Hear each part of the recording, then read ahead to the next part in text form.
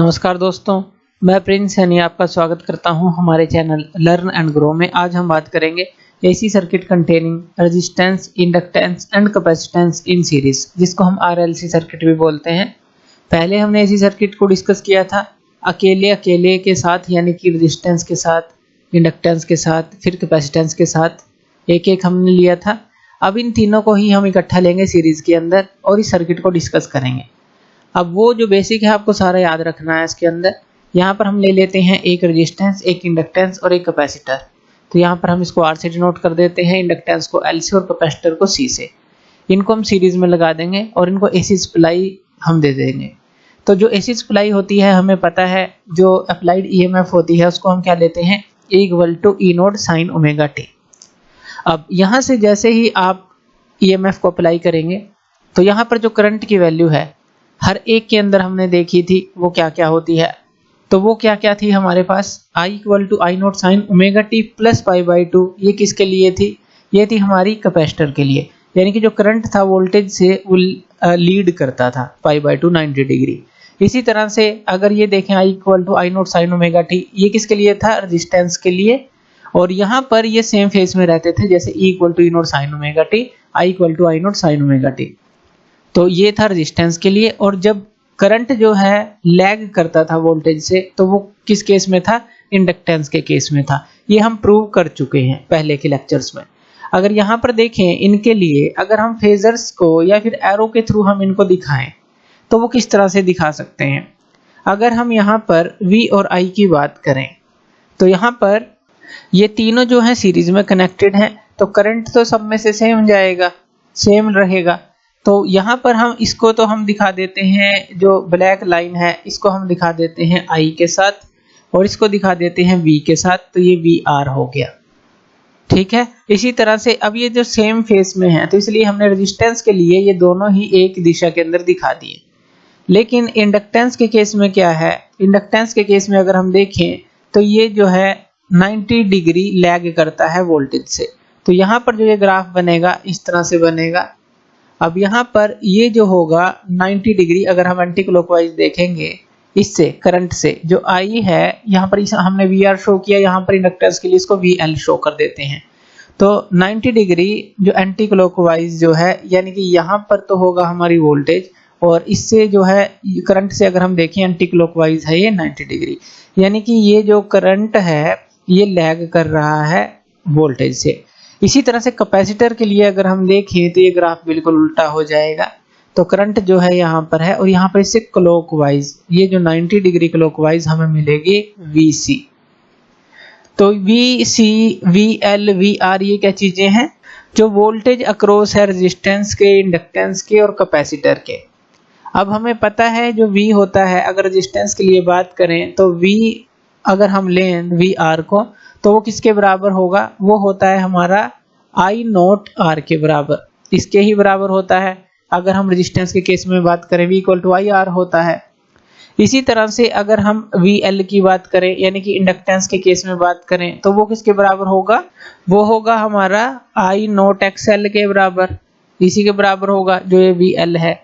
अब XL क्या है, जो हमने इंडक्टिव रिएक्टेंस ली थी, ये भी हम पहले पढ़ चुके हैं। इसी तरह से अगर हम VC की बात करें तो वो किसके बराबर होगी, I0 XC के बराबर। XC क्या है, हमारी कैपेसिटिव रिएक्टेंस है।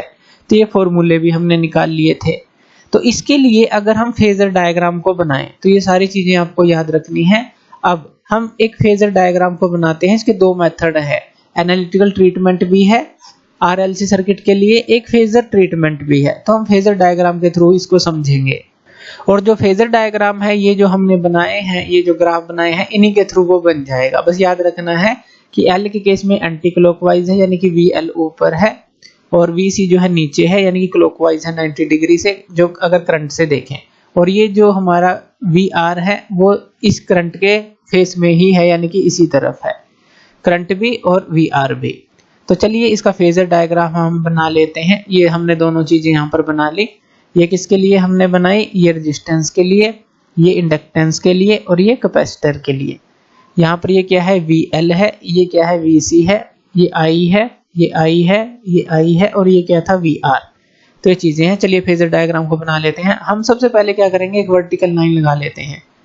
अब वर्टिकल लाइन लेंगे। अब देखिए जो रेजिस्टेंस है, रेजिस्टेंस के लिए अगर हम देखें, जो वी आर की वैल्यू है वो कितनी है हमारे पास, वो थी हमारे पास आई नोट आर, यही थी, ये याद रखनी है। जो वी एल के लिए वैल्यू थी वो क्या थी, आई नोट एक्स एल, ये थी। और वी सी के लिए जो वैल्यू थी वो क्या थी हमारे पास, आई नोट और एक्स सी, ये थी। तो अब यहाँ पर देखिए जो आई नोट है यानी कि जो मैक्सिमम वैल्यू है करंट की, इसी की डायरेक्शन में है। यहाँ पर ये जो वी आर, वी एल और वी सी है, ये भी ध्यान रखना है कि ये मैक्सिमम वोल्टेज है। अक्रॉस आर देखें, अक्रॉस एल देखें और अक्रॉस सी देखें। अब यहाँ पर ये तो सेम फेस में है, तो यहाँ पर एक लाइन हम लगा लेंगे आई नोट के लिए। तो ये हमने लाइन लगा ली कि आई नोट जो है हमारा इस डायरेक्शन में है। हम दिखा देते हैं कि मान लीजिए ओ एक्स डायरेक्शन में हमारा आई नोट है, और जो वी आर है वो भी तो इसी की डायरेक्शन में होगा। तो यहाँ पर हम बना लेते हैं वी आर को। तो वी आर हम यहाँ पर दिखा देते हैं। तो ये जो है हम दिखा देते हैं कि ये वी आर है। अब देखिए आई नोट और जो वी आर है, ये जो हमने देखा आई और वी आर, वो एक ही डायरेक्शन में है। यहाँ पर हम पॉइंट देते हैं कि ए, ओ से ए तक जो है हमारे पास, ये वी आर हम दे देते हैं। अब इसी तरह से यहाँ पर वी एल और वी सी को भी बना लेते हैं। अब हमें पता है वी आर इस तरफ था, देखिए वी एल ऊपर की तरफ है, वी सी नीचे की तरफ है, और इनके बीच में जो है 90 डिग्री का एंगल है, इसमें भी और इसमें भी। तो आई से ऊपर और नीचे हम बना लेते हैं वी एल और वी सी, ये हम बना लेते हैं। तो ये हो गया हमारे पास वी एल और ये हो गया हमारे पास वी सी। इतना क्लियर है, वी एल ऊपर वी सी नीचे। अगर इन दोनों में देखें तो 180 डिग्री का जो एंगल हमारे पास बनता है। यहाँ पर पॉइंट हम बी लिख लेते हैं और यहाँ पर पॉइंट सी लिख लेते हैं। अब यहाँ पर जैसा कि हमने देखा वी एल और वी सी के बीच में एंगल जो 180 डिग्री का है, या हम कहें कि ये जो है एक दूसरे के अपोजिट है। अगर हम यहाँ पर जो वी एल है इसको ज्यादा मान लें वी सी से, इसलिए हमने ये जो लाइन है ये बड़ी हुई दिखाई है कि वी एल जो है ग्रेटर देन वी सी है, कि जो वोल्टेज है अक्रॉस एल और जो अक्रॉस सी है उनके बीच में यहाँ पर फेज डिफरेंस कितना था, 180 डिग्री का। तो हमें अगर रिएक्टिव वोल्टेज निकालनी है तो हम क्या मान रहे हैं कि V L greater than V C, यानी कि हम क्या निकालेंगे अब, V L minus V C, reactive voltage निकालेंगे, क्योंकि दोनों ही अपोजिट है, 180 डिग्री का एंगल है दोनों में। तो वी एल माइनस वी सी हम मान लेते हैं कि ये जो है हमारे पास एक ओ से बी डैश तक का जो है ये आ जाता है, ये हम मान लेते हैं बी डैश। अब ये है क्या हमारे पास, V L minus V C, यानी कि इस पूरे वी एल में से आपने इस वी सी को घटाया तो हमें ये मिलेगा, क्योंकि वी एल जो है बड़ा है तो इसलिए ऊपर आपको मिलेगा ओ बी डैश। अब यहाँ पर देखिए ये ओ ए है, ये ओ बी डैश है। अब यहाँ पर हम जो है इसको एक पैरेललोग्राम की तरह बना लेते हैं, ये दो लाइंस हम लगा लेते हैं और एक यहाँ पर एक रिजल्टेंट आ जाएगा जिसको हम बोल देते हैं कि ओ के जो है रिजल्टेंट है।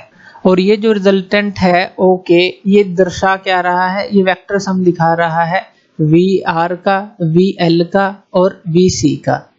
तो एक तरह से वेक्टर सम जो है ये रिप्रेजेंट कर रहा है, और इसको हम रिप्रेजेंट करेंगे ई नोट के साथ। तो ई नोट के साथ हम इसको रिप्रेजेंट कर देंगे। तो ई नोट वेक्टर के साथ हमने इसको रिप्रेजेंट कर दिया।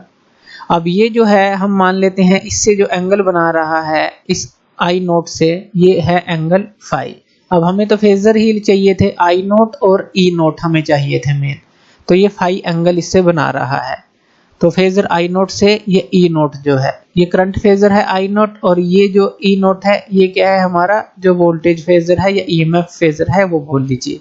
तो इसे फाई एंगल हम मान लेते हैं कि बना रहा है। अब ओ के को हम यहाँ पर निकाल लेते हैं। अब ओ के हमारे पास क्या आ जाएगा, ओ के आ जाएगा यहाँ पर देखिए ओ ए, और ये जो है ए के हमारे किसके बराबर है, ओ बी डैश के। ये भी याद रखना है कि ए के जो है हमारा ओ बी डैश के बराबर है। ओ बी डैश किसके बराबर है, वी एल माइनस वी सी के।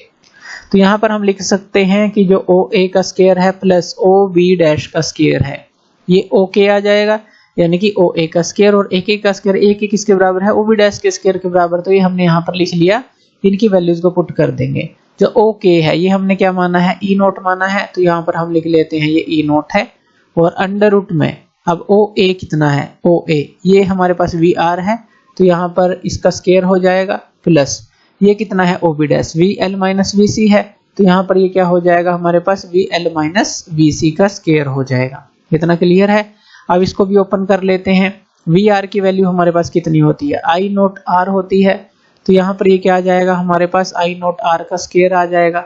वी एल क्या है हमारे पास आई नोट एक्स एल है, और माइनस जो वी सी है ये क्या है हमारे पास आई नोट एक्स सी है, और यहाँ पर इसका स्क्वायर आ जाएगा। इतना क्लियर है। अब देखिए आई नोट यहाँ भी है, आई नोट यहाँ पर भी है, दोनों में। तो यहाँ से आई नोट जो है कॉमन हम ले लेंगे, आई नोट बाहर आ गया। अंडर रूट के अंदर अब क्या रह गया यहाँ ये रह गया आर का स्क्वायर रह गया, और यहाँ पर ये क्या रह गया हमारे पास plus X L minus X C का स्क्वायर रह गया, क्योंकि हमने आई नोट को तो बाहर ले लिया है। इतना आ गया। ये क्या है हमारा ई नोट है, ये ई नोट ही हम निकाल रहे हैं।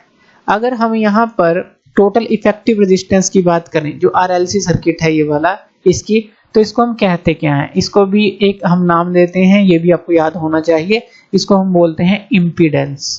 तो इम्पीडेंस इसको बोला जाता है, और इसको हम रिप्रेजेंट करते हैं जेड के साथ। और ये जो जेड होता है ये क्या होगा, जैसे वी क्या होता है आई आर के बराबर, और आर को निकाले अगर हम यहाँ तो ये क्या हो जाएगा वी बाई आई। इसी तरह से जो इम्पीडेंस होता है जेड जो होता है ये होता है ई नोट बाई आई नोट। जैसे यहाँ वी बाई आई है तो ये E note by I note होता है। तो इम्पीडेंस है क्या, total effective resistance of RLC circuit है। तो यहाँ पर देखिए ई नोट है, आई नोट है, आई नोट को इसके नीचे ले आते हैं हम, यहाँ पर ई नोट बाई आई नोट कर देते हैं। यहाँ पर ये क्या आ जाएगा हमारे पास अंडर रूट में, यहाँ पे ये क्या रह गया R square plus X L minus X C का स्क्वायर, ये रह गया। अब इसको हम क्या बोलते हैं इम्पीडेंस। तो ये जेड हमारे पास आ जाता है। तो इस तरह से जो आरएलसी सर्किट है इससे अगर हम देखें तो इम्पीडेंस ये हमारा निकलता है।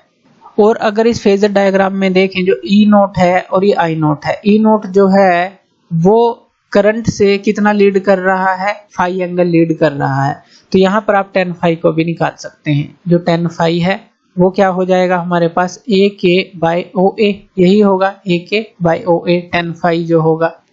और ए के किसके बराबर है हमारा, ये होगा ओ बी डैश डिवाइड में ओ ए के बराबर। ओ बी डैश कितने के बराबर है, वी एल माइनस वी सी के बराबर है। तो ये हम लिख देते हैं ओ ए किसके बराबर है, ये वी आर के बराबर है। जो ओ ए है ये वी आर के बराबर हो गया। यहाँ पर वैल्यू पुट कर देते हैं। जो वी एल है ये क्या हो जाएगा आई नोट एक्स एल हो जाएगा, माइनस ये क्या हो जाएगा आई नोट एक्स सी, और डिवाइड में वी आर जो है वो क्या हो जाएगा आई नोट आर हो जाएगा। अब आई नोट जो है सारी जगह से कैंसिल हो जाएगा, और जो tan फाई है वो हमारे पास क्या बचेगा एक्स एल माइनस एक्स सी डिवाइड में आर। तो ये जो है tan फाई की वैल्यू हमारे पास आ जाती है। और जो अल्टरनेटिंग ईएमएफ की वैल्यू है, जैसा कि हमने बात की कि ये लीड कर रही है, तो ये E naught sine omega T plus phi ये हमारे पास आ जाती है। तो अल्टरनेटिंग ईएमएफ जो है आरएलसी सर्किट के अंदर, तो हम इस तरह से उसको डिनोट करेंगे, क्योंकि ये फाई एंगल जो है लीड कर रही है। इतना क्लियर है। अब इसके अलावा भी हम कुछ और केसेस ले सकते हैं कि अगर जो है इसके लिए XL इक्वल टू XC ले लें हम, यानी कि जो इंडक्टर की जो इंडक्टिव रिएक्टेंस है और जो कैपेसिटर की जो कैपेसिटिव रिएक्टेंस है इन दोनों को बराबर ले लें। तो क्या होगा, ये दोनों बराबर हैं तो यहाँ पर tan फाई किसके बराबर आ जाएगा, 0 के। फाई किसके बराबर आ जाएगा, इस केस के लिए 0 के बराबर आ जाएगा। तो यहाँ पर जो वोल्टेज और जो करंट होंगे वो सेम फेस में होंगे। इसका मतलब तो यही है, एक केस तो हमारे पास ये आ जाता है कि जो XL है XC के बराबर होगा, तो जो वोल्टेज और करंट है, अब ये फाई तो 0 हो जाएगा, वोल्टेज और करंट जो है सेम फेस में होंगे। दूसरा केस हम क्या ले सकते हैं, तो वो भी हम यहीं पर डिस्कस कर लेते हैं कि जो XL है उसको आप ग्रेटर देन XC ले सकते हैं। अगर XL यानी कि जो इंडक्टिव रिएक्टेंस है वो जो बड़ी होगी, तो जो फाई है हमारा यहाँ पर XL बड़ा होगा, तो फाई जो भी आएगा वो पॉजिटिव में आएगा, यानी कि जो वोल्टेज है वो लीड करेगी करंट से बाय एन एंगल फाई, जैसे कि हमने यहाँ पर दिखाया। तो यहाँ पर ये जो है हमारा इंडक्टेंस डोमिनेटेड सर्किट होता है। लेकिन अगर XL लेस देन XC हो जाए, XL XC से छोटा हो जाए, तो फाई यहाँ पर क्या आ जाएगा, ये नेगेटिव आएगा। यहाँ पर क्या था, फाई हमारे पास ये पॉजिटिव आया था। तो ये केसेस है हमारे पास कुछ।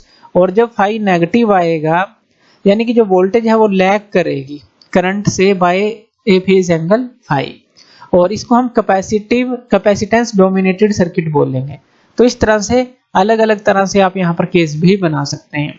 तो थैंक यू वीडियो देखने के लिए, और इसी तरह की वीडियोस के लिए आप हमारे चैनल लर्न एंड ग्रो पे हमें सब्सक्राइब कर सकते हैं। धन्यवाद।